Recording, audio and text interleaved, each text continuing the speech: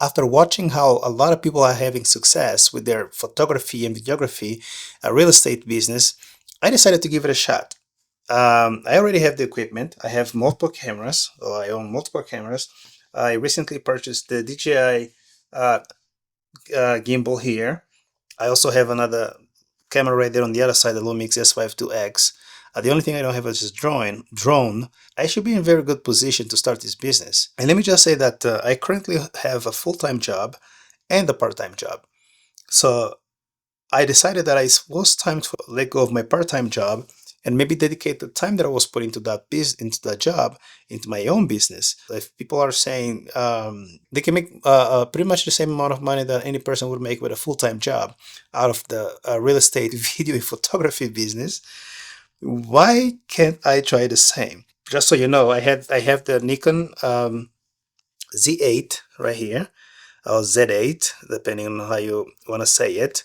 But that's my main camera. That's for I actually bought it for portrait because that's what I do as well. But this lens right here is a lens that I recently purchased for the real estate photography business in particular. This is a Viltrox 17 millimeter 1.8, because you need a wide angle lens for real estate. You cannot use a narrow like 24 or 35.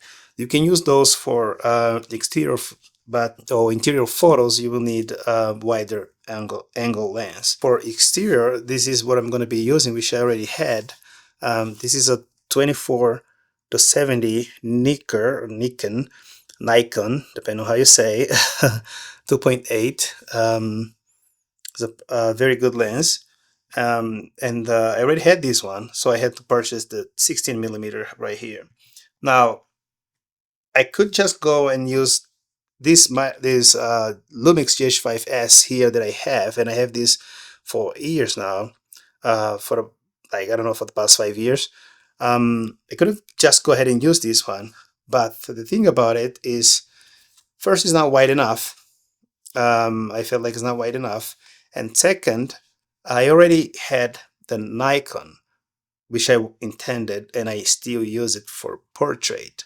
So, and the idea is to deliver a higher quality photos. So that's why I decided, well, let me just get a wider lens for my Nikon, and that way I don't have to juggle and have two lenses. And the other thing is that although I can do manual focusing, Nikon is not very good with autofocus and things like that. So I just felt like, yeah, this is more for my other small projects and things like that. And since I'm getting paid, I might as well deliver better quality, and maybe that way I can gain more clients faster and easier. This is for the one that I'm going to be using for photos. Of course, I can use this for video as well, but I also have a Lumix S5X Mark II on the other side, which is filming me with a 24 to 105 f4 lens. And on this camera is usually what I use to record myself and to record pretty much any video content right here on the channel, because I can use my SSD and then I can just unplug it and connect it to my Mac Studio and edit those videos without having to transfer anything. And talking about equipment, like I said, when it came out, I recently purchased these DJI running RS4 Mini. Also have this MagSafe small rig here, because if I need to use my phone to record myself, a making of, or if I just want to, I don't know, shoot something really quickly, like a personal video, because I record my videos for social media as well, so other content for social media. So I can just go ahead and use this. And of course, this can take this full load right here just fine. But that is to say that I already have part of the equipment and I'm not purchasing much. The only thing that I don't have currently is a drone. I don't have a drone, and that's the only thing I might need to outsource or have to buy eventually. But for now, this is all I have, and this is things that I already had besides the Viltrox lens that I just mentioned. And I felt like I'm in a very good position. My website is already built. I just have to upload some photos. So tomorrow I'm going to be going to some model homes right here in the neighborhood because I live in an area that is being developed. And so it's still a lot of construction going on. So there is still a lot of new houses being built. So I can literally just go to the office and ask for permission and walk into one of those houses that are just finished, that haven't been sold yet, and photograph an empty house that way. And for a already furnished house, I can just go to the model home, book a time for like a visit, and go in there and take the pictures and film it and use that as content or material for my website and for my social media. And that's the plan for tomorrow. We're going to start doing that tomorrow. But I wanted to bring you guys along and show you the process and show you where I'm at and where I want to go.